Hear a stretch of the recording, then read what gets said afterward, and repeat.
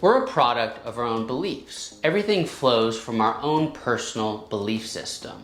How you perceive the world, who you think you are, what you think you can and cannot do, what you believe is possible or impossible. In each of our minds, we experience our own version of reality, a reality that is often filtered by our own beliefs.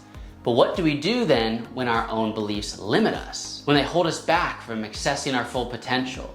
How then are we able to change those beliefs and overcome them? As much as we'd like to think that we're rational and logical human beings when it comes to money, the reality is that how we handle our finances is mostly driven by emotions and subconscious programming, not rational decision making. So emotions like fear, guilt, shame, and envy have a bigger say in our finances than we'd like to think. If you're new to the channel, my name is Brandon, and I'm a business owner who left the corporate 9-to-5 to pursue my passion for building online businesses. Today, we're going to talk about 5 limiting beliefs that are keeping most people broke. Now, more than ever, it's so important to have the right mindset and an educated and rational belief system to give yourself the biggest chance for success. If you find value from this content, help the channel out by giving this video a like and subscribing to never miss a future upload. Okay, with that out of the way, let's dive into the top 5 limiting beliefs holding most people back. Number 5, working more hours equals more money. At some point or another, I'm sure you've heard people say, if you want to make more money, just work harder. Now, this is a flawed way of thinking for many reasons, because not all work is created equal. In some social circles, it's even encouraged or idolized to grind really hard and put in as many hours as your mind and body will let you. But I'm here today to let you know that it's the type of work and the efficiency that the work is completed with that will get you much further in life than just grinding away hour after hour for the fun of it. We see this constantly in our daily lives, especially on social media. You have people like blue and white collar workers who are seeing these business owners and influencers brag about how they only work a few hours per day, yet bring in close to or over 6 figures a month. They think to themselves, how is this possible?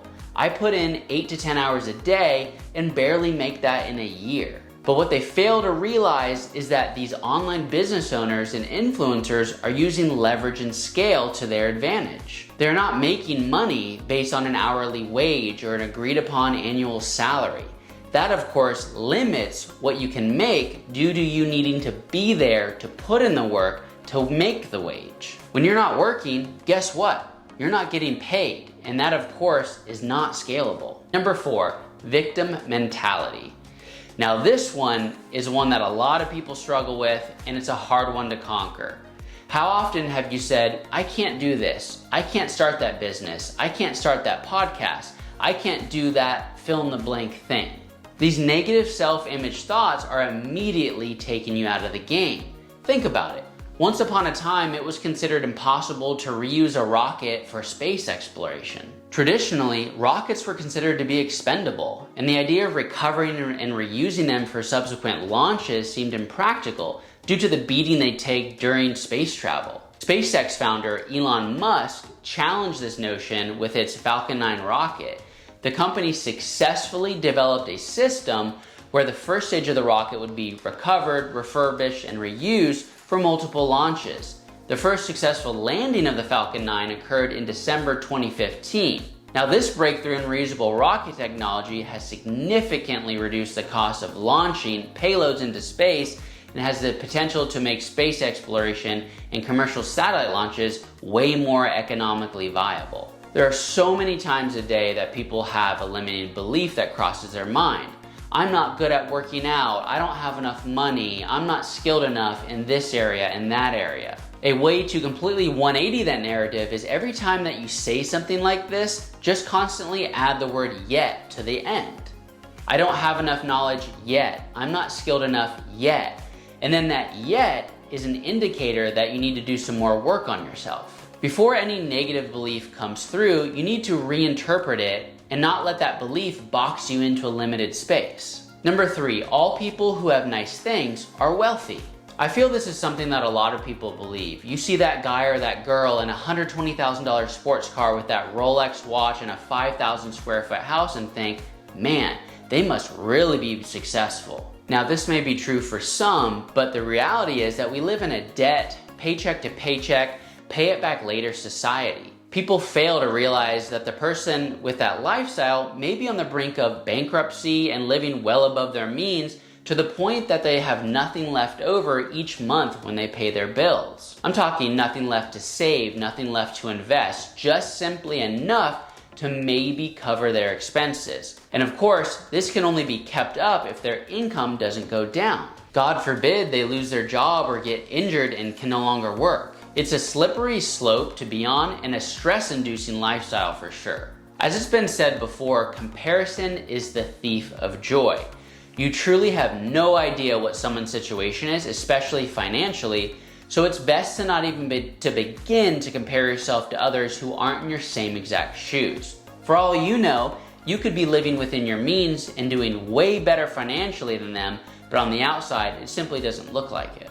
I think by now, if you've been looking at financial content online, you've probably heard of a guy named Dave Ramsey. He's someone who pushes for a debt-free lifestyle, and while I don't agree with all of his theories, I do think that he gives great advice when it comes to living below your means. He has a quote I like, and it goes like this: "Live like no one else now so that you can live like no one else can later." Essentially what he's saying is to live below your means when you're young so that you can save and invest heavily in your younger years to be able to live like no one can later in life.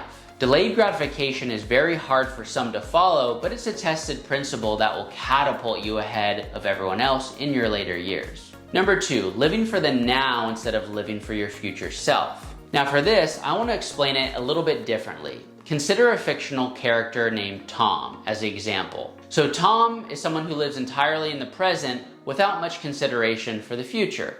Tom is a young professional who enjoys spending his income on immediate pleasures like, dining out at expensive restaurants, taking spontaneous vacations, and buying the latest gadgets. He rarely saves his money or invests in long-term financial planning, and his mindset is to enjoy the present moment without worrying about what lies ahead. As a result, Tom often finds himself facing financial stress during unexpected emergencies or economic downturns. He has little in savings to fall back on and is frequently caught off guard by unforeseen expenses. Additionally, Tom hasn't focused on career development or skill building and relies solely on his current job without considering future opportunities or advancements. Now, while he enjoys the pleasures of the moment, he doesn't invest time in building his future with good habits because he thinks that there is always next year to get started. This example illustrates the potential pitfalls of living solely in the present without considering the consequences for neglecting his future. Number 1. Rich people and money are evil. There are truly people out there who think that if a person is well off, they must have done something illegal or shady to come out on top. But in my experience, money simply amplifies who a person already is. If someone is a total self-centered dick, guess what?